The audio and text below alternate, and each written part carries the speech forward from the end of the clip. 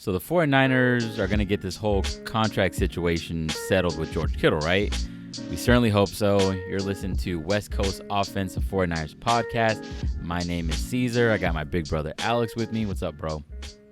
Hey, what's up, man? Man, so before we get into this whole George Kittle, I'm not even going to call it a saga yet because I hope it never gets to that point as far as this contract situation becoming a saga. Somebody's stirring the pot, though. Definitely, man. Exactly, man. But this is, hopefully this is just this where it begins, and things definitely don't get driven off course or just derailed here. But before we get into this George Kittle situation, I'm gonna let everybody know all of our content is on Apple Podcasts as well as on YouTube, and like, subscribe, do the whole shit that you have to say. If you're a YouTuber or an Apple podcaster, so appreciate everybody guys listening and the support.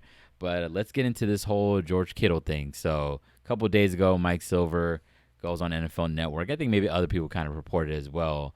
But George Kittle and his agent and the Niners reportedly are not close on a contract extension at all. How do you feel about this?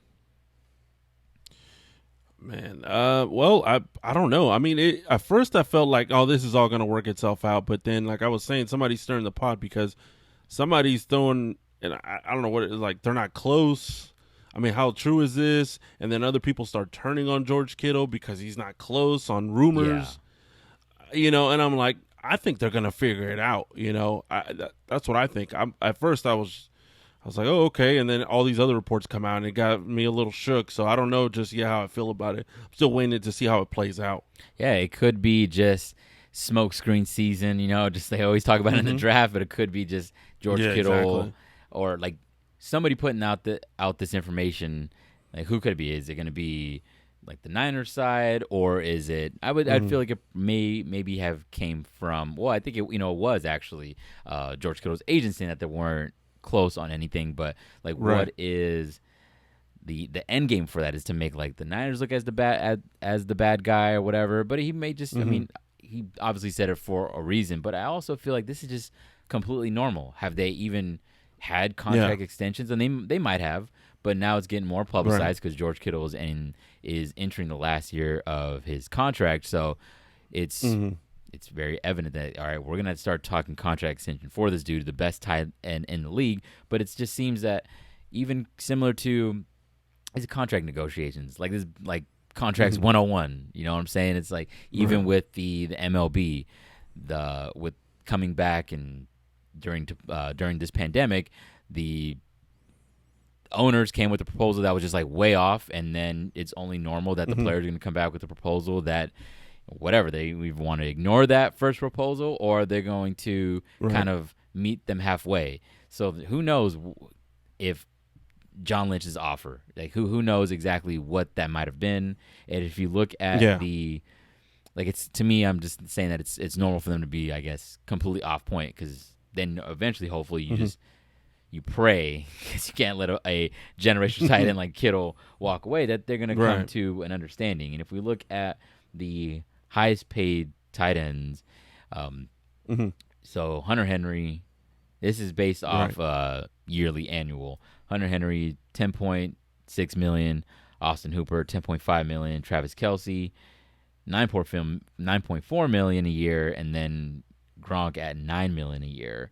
It's crazy that George Kittle is definitely worth more than all those dudes, but it's just like, where do they meet? And does it seem like he wants closer to top wide receiver money, right? That's the reports, right?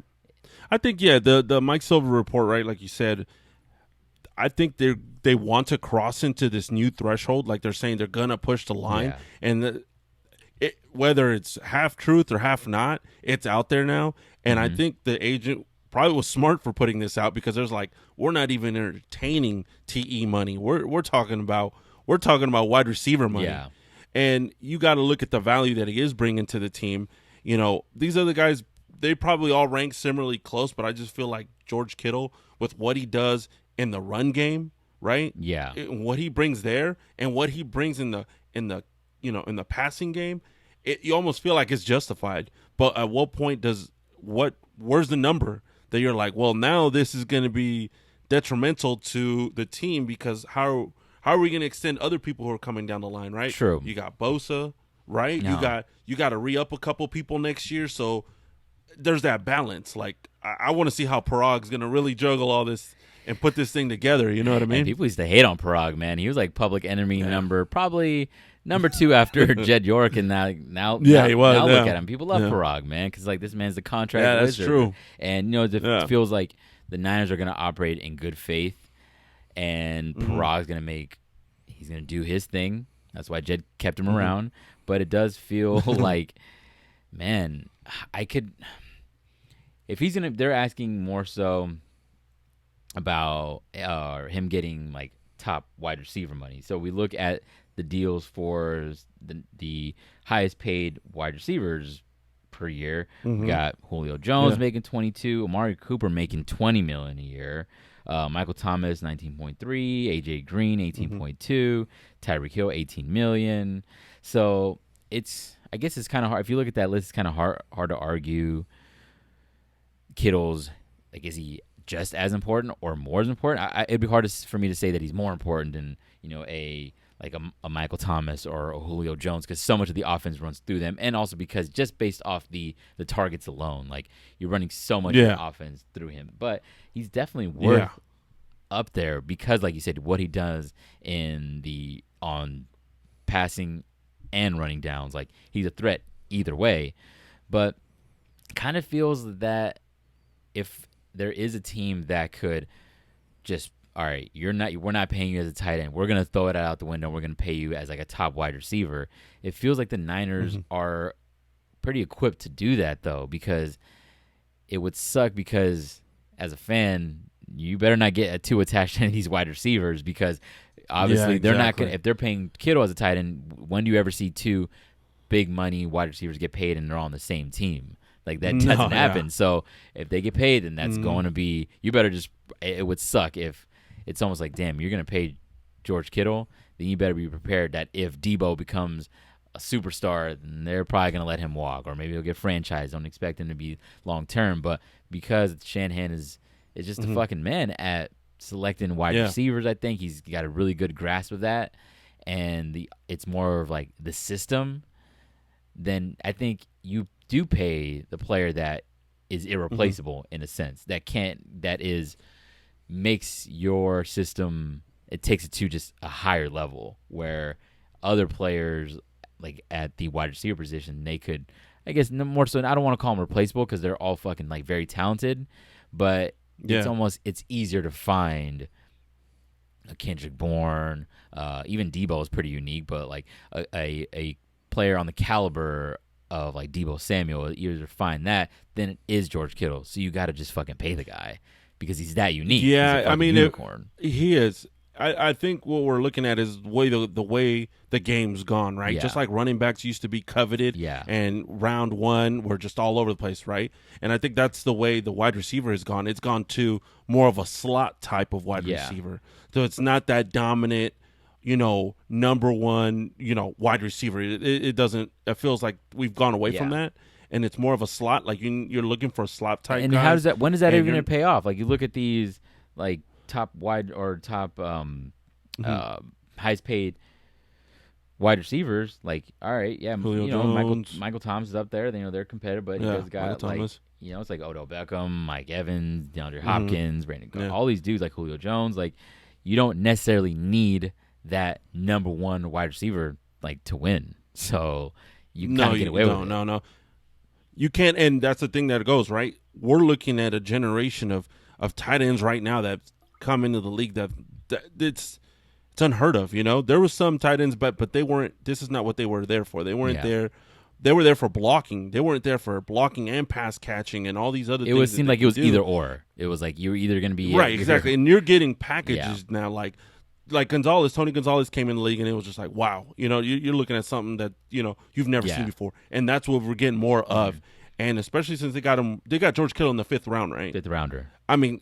Right, so come on, this is gold right here. Like, you're not going to get somebody like this. You're not going to find somebody like this. Generational is really the key word here. Yeah. And you got to figure out a way to make it work. He's the one guy that you could almost say he's irreplaceable. Like, who are you going to put in there? Yeah. Who are you going to find in the 5th round going forward? Now, everybody's looking for George Kittle. Everybody's looking for something that does something similar to what's going on now. You know what I mean? Travis Kelce and, Hunter Henry. And, there's a lot of tight ends out there that do a lot of things. So a lot better than they used, not a lot better than they used to, but you know what I mean? It's just a different game now. They're more in the game plan now, and they got to make it work a little bit. I don't know. I don't know how it's going to work. I hope that he's not like going to sit out training camp. That'd be devastating. Man, that would hurt. Because it's like, I don't feel like he's that type of guy, but I understand, like, you got to get your money. Oh, too. yeah. Like, I'm not fan, looking at him like, any differently. If anything, I'll be mad at the Niners. Like, can you just, like, can we? It's like Ray Liotta, man, in Goodfellas. Like, fuck you, pay me. Like, that's all that needs to be said right now is they know what they have in George Kittle. So, I mean, they're going to play this long game of, like, okay, we might give you this kind of, like, this contract offer that isn't quite, I don't know, what, $20 million a year. I don't know. He's saying he wants top wide receiver money, so they may not offer him $20 million. That's crazy. So they may offer him, like, I don't know, who knows, like 15 or something, which is much more. Oh, well, how can we just pick the middle? Well, I mean, what's the highest paid? You said like 22? So there was Julio Jones at, I believe. Okay, and who's the top paid tight end? So Hunter Henry at $10.6 million, and then Julio Jones at 22. So are we? There you go. Give him 17. Yeah. Figured it out for you. 17, 18 million a year. Let's call it a day. Your highest paid tight end ever will I be. feel like that's probably even also.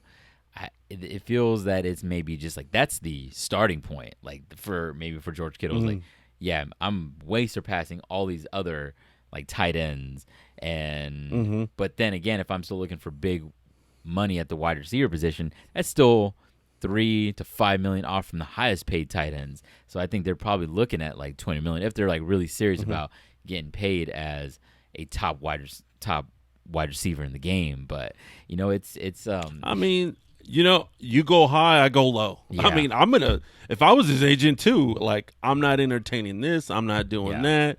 Of course, you know what I mean? Like, I got to get my player paid, you know what I mean? So I would say what I had to say. Like, there's nothing going to be too outrageous because the agent knows, Kittle knows, we all know who he is. Like, come on. Stone Cold Kittle, man. It's just, exactly. They got to come to something. Yeah, and especially because him just being, it would be such a bad look, even if they, like, franchise tagged him, I even think, just because the fan base has such an attachment to him. Him coming off or being a 5th rounder, and he's just this larger than life figure. I mean, him and like Bosa, Bosa because it's just strictly his play on the field. Like, I love Nick Bosa, but he's not necessarily the most like electrifying, like he's not like personality where it's like George Kittle, you get everything. Like that's the type of dude that you want to be the face of your franchise, and people buy his jersey, they're flying off the racks. Like, come on, this is George Kittle we're talking about here. Underdog,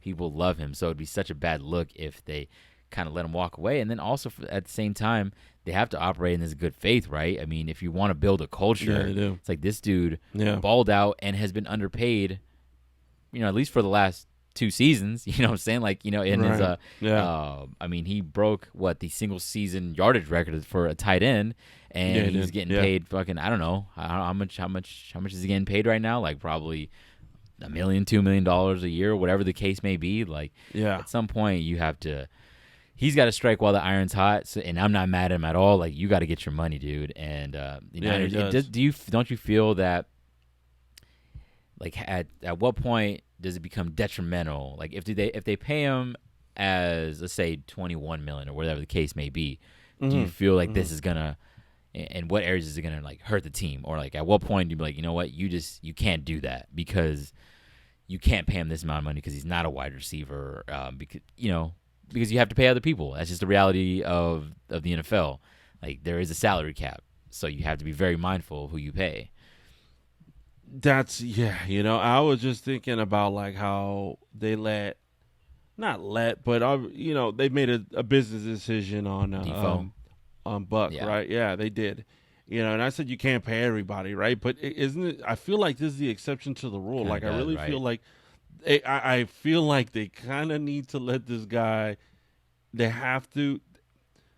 This is a road, like a marker in the road, that's going to set everything, I think, going forward. It's going to really let us know how they really feel about, players and how they want to pay people. And I think that they have to tread lightly, the 49ers and how they approach this, because if it goes sideways, it's going to look ugly and it could make the whole team fall apart. You know what I mean? Like, okay, they're letting people walk, or they're not really taking care of the guys. You're putting up numbers, but thank you for your services. We'll get somebody else. I wonder how that would look though, because he's not asking to be the highest paid tight end. He's asking to transcend that and become.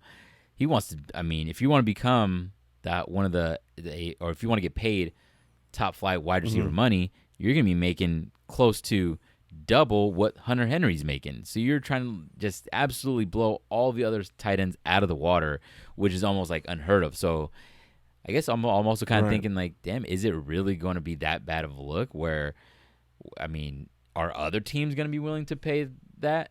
I'm sure other teams would be willing to. Let's say if theoretically they just, or hypothetically they let him walk, right?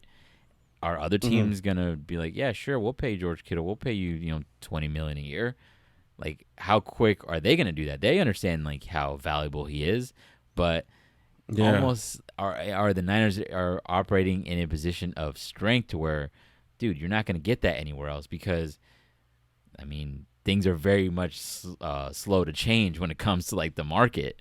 It's like, yeah, they are. Especially besides the quarterback, you know what I'm saying? Like, that just fucking seems to change, like, every single year.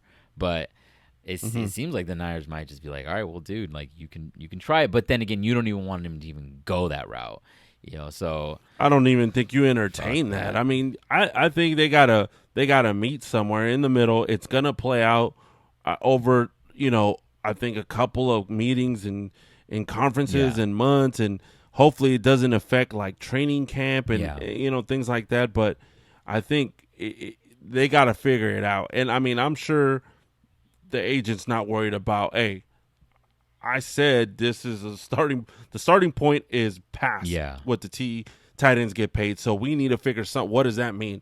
And everybody's going to look at this and say, okay, if this is what we're going to pay tight ends, it could get in a position that they traditionally didn't pay as much.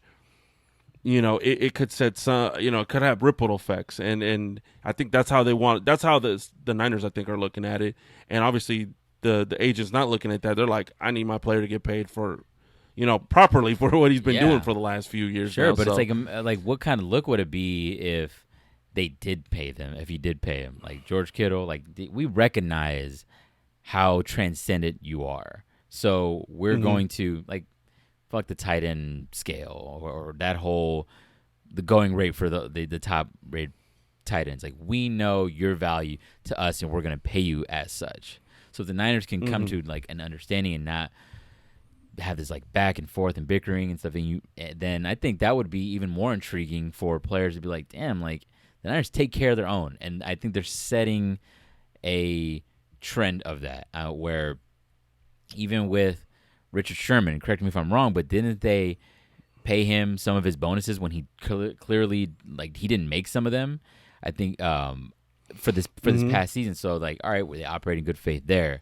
Even talking about not George Kittle, but Defoe, trading him to like a pretty good landing spot with the Colts, and then they can go ahead and just take care of their own. And George Kittle, I think they're just kind of cultivating this culture to where players are going to want to go there, and then also it even seems like it is working already because Jimmy Ward was like, I could have gotten paid more, even though it wasn't a whole lot more from the Las Vegas Raiders. Like, I'm going to stay here because I love it here. And I think that is that's also something that I think the front office is like very mindful of as well. It's not just like it's not just numbers, not just black and white. It's definitely kind of coming to like an understanding. But you have to get George Kittle. You can't let his ass walk out of the building, essentially.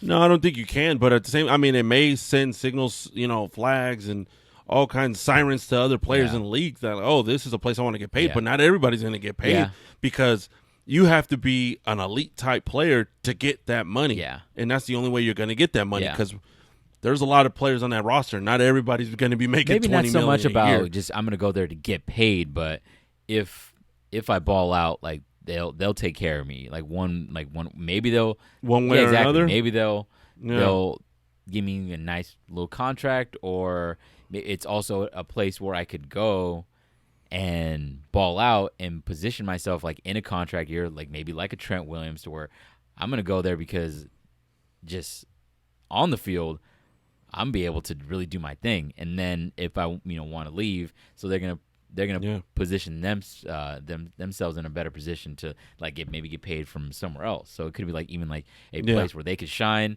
and then dip, but then also I think they're really just building something I think is that has a really like strong foundation, man. But George Kittle, his it's almost like you even throw out you use the numbers and use the statistics to recognize how great of a player he is, but then also it's like some of the things that you can't.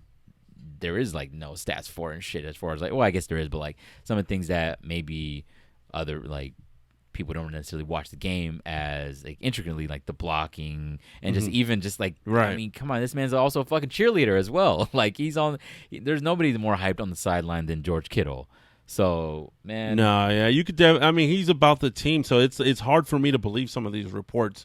Oh, that or like people are turning on him. How do you turn on this guy? Like fools. This is so early in the process that we don't even know. This is just come on. Like let it play out. Exactly. This is gonna work out. This is gonna work out, and I think in everybody's favor. And I think you're right. It is probably bringing a little bit of like, okay, it's bringing a little shine to the Niners. That, like you said, Trent Williams wanted to come here. He even got restructured a little bit, probably, got him paid a little bit up front, and it's going to work out for him, as long as he has the type of year that everybody knows he can have. So, yeah, maybe along the lines of maybe some free agents that will come and help us in that way. Yeah. I hope that it all pans out, really, and I think it will. I just don't – I mean, this thing turns south, I'll be shocked. It kind of does feel that way. Flabbergasted, you know what I mean?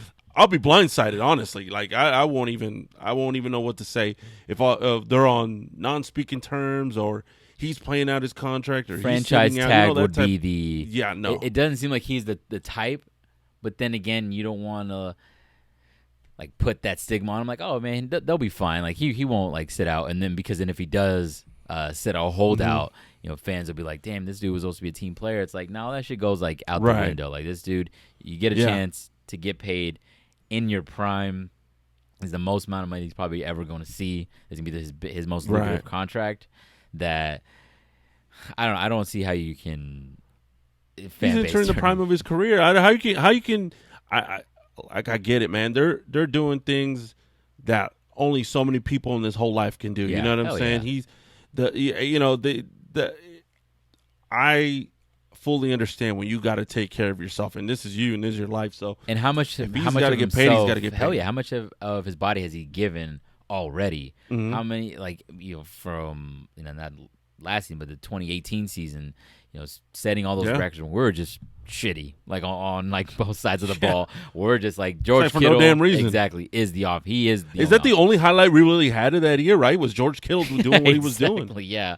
You know what I mean? Like, damn. And Mully doing his thing. BDN doing his little thing here and there and shit. But it's I think that's about it. So, dude, I mean, it's still very early on. I think we had to just like hop on the mic and talk about it. They, hopefully they can get something done before they enter training camp and all that kind of and it's just not even a thing anymore. It's like, let's focus on smooth sailing. You know what? And yeah, exactly, smooth sailing. And the words that George Kittle said when we lost the Super Bowl, and he was like, I'm going to get back here. I'm going to get back here. It seems like that's all we want to focus on is like, get this shit done. John Lynch, Prague, Jed York, get it back here. So the one thing that Kittle can focus on is getting back to the Super Bowl. And that should be hopefully the only like mission is like, all right, contract situation, that's far behind us now. We're just concentrating on the bowl now. That's about it. But yep, that's it. Yeah, man. Got some final thoughts on this shit? Nah, nothing. I mean, George Kittle's the dude, man. What am I gonna say? He's the guy, bro. Like, you've seen it. I saw it. People couldn't. I don't know. He was a hidden gem that I'm glad everybody's got to see who he really is, and and I believe in him. I believe in what he does. He's about this team, and I just pay the man, and let's get this going. You know what I mean? Oh, yeah, man. Let's go. We need to start the hashtag. I believe in George Kittle, man. Pay the man, or fuck you, pay me. Either one of those two. But that's a little harsh. Either one. So that's a little. Yeah. We don't want to create a further divide. But thank you guys for listening. That was our episode of West Coast Offensive 49ers podcast. Once again, all of our content is on YouTube as well as Apple Podcasts. Like, subscribe, comment, all that good stuff. Thank you guys for listening.